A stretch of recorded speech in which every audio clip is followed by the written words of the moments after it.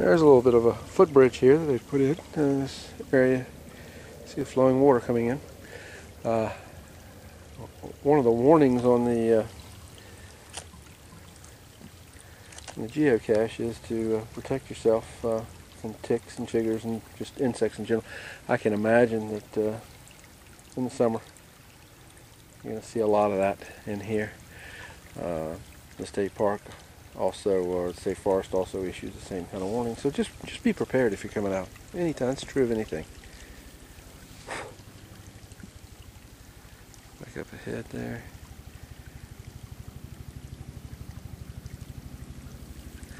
And remember, right in this general area is the headwaters for the Zacchaeus Swamp, which is a very large swamp here in southern Maryland. Literally reaches miles and miles and miles and miles. Now let's keep going and see what else we can see.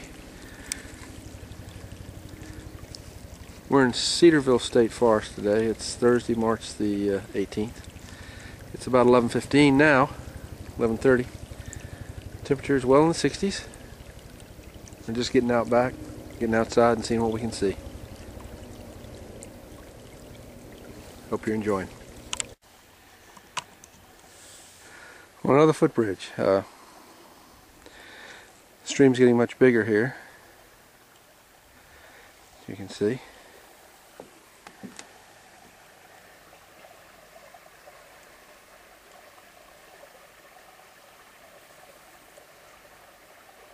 Absolutely beautiful. And a beautiful day for doing this.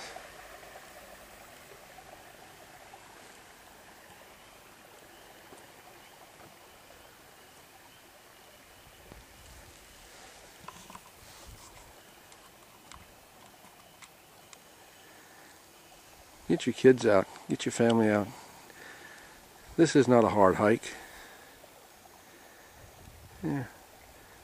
5, 6-year-old kids could handle this easily, I believe.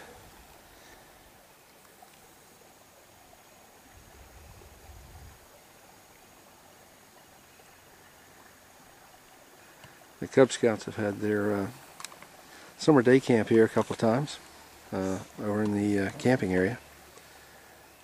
It affords a lot of resources for them to use to get the kids in touch with the environment that they live in. That's the only way we're going to keep this place, keep this earth the way it is if we get back in touch with that. We're too used to concrete, asphalt, and tall buildings. So you need to get out back, get outside, and see what's there. When you realize this is yours and mine and ours, we'll protect it. Just something to think about.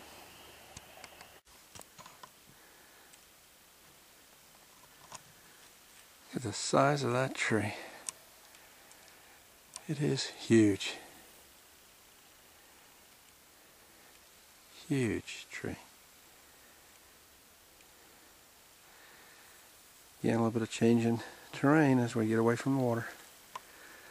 Although we're never really away from the water. See, there's another feeder stream right down there. Let's keep going.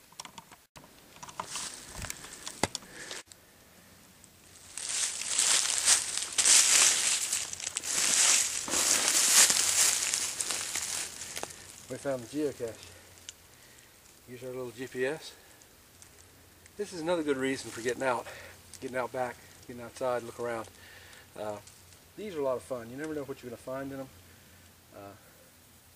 Again, this is something the family can do. If you go to geocaching.com, it tells you all about it. It doesn't cost anything to have a membership, basic membership. These little gizmos are under $100. Watch eBay, you can pick them up for sometimes $35, $40, $50. Geocaches are worldwide. We've done it on vacation. We've actually planned, checked the routes that we're taking on vacation, and actually picked up some things to and from the beach in the summertime. So it's kind of a neat hobby, especially when you can combine it with something else that you like that's outside. I know a lot of people do it when they camp. I know a lot of people do it when they are just out hiking. One guy I know did it on his honeymoon in Puerto Rico. So they are worldwide. It's kind of neat to learn about it, and again, it's another reason for getting out back, getting outside to see what's going on. Temperature is up. It's warm today. It feels really good. I got some sweat going on, which is not unusual for me, but because I sweat in the wintertime. Anyway, I hope you're enjoying this video. I hope you're getting that bug to get outside, and hopefully you'll be prepared so you won't get the bugs when you get outside. Anyway, hope you're enjoying this.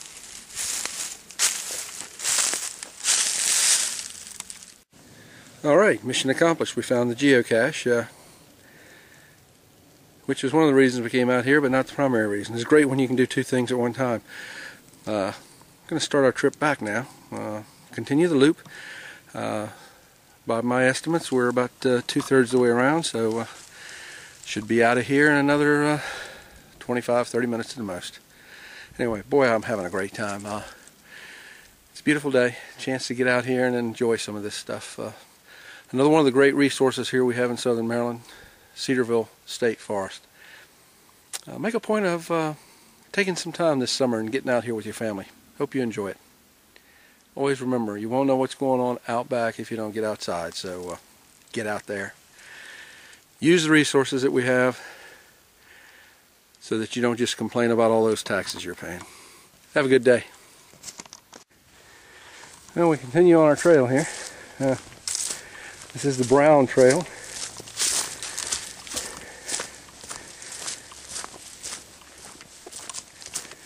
Done some ups and downs on the trail.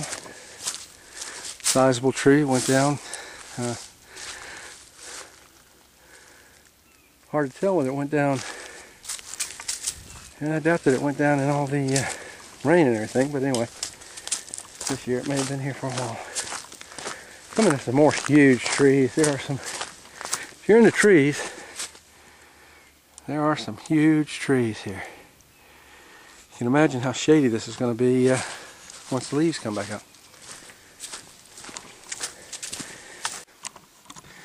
We're actually on a shared part of the trail now. This is both the brown and the white trail. The white trail is a loop to the left of us here. Brown trail coming back from which way we came, which was on the right. As you can see, it's almost wide enough for two vehicles to come down through here.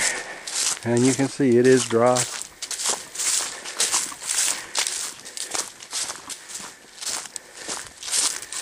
Absolute gorgeous day.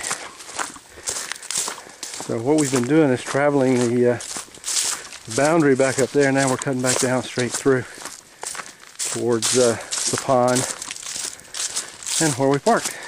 So even with all the stopping for video and geocaching and everything else, I've only been out here for not quite an hour. So this is easily a under 2-hour trip, I would imagine. I mean, you do it much quicker than that. Supposedly an average stride will make you somewhere between 2.5 and 3 miles an hour. If you want to push it a little bit more, of course you can get 3.5, I'm sure. Not quite sure why you want to do that, unless you're really against the timetable.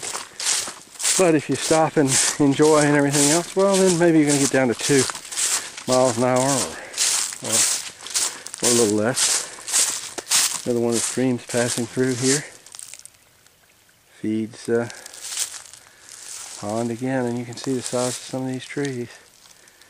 And there's where we came from. No mistaking these trails. That's why I'm saying get out here with your family. Well, they're reasonably marked. Once you learn how to read the markings, they did them by color. So if you start out on brown, just be sure you stay on brown. Watch for the markings on the post. Anyway, let's continue.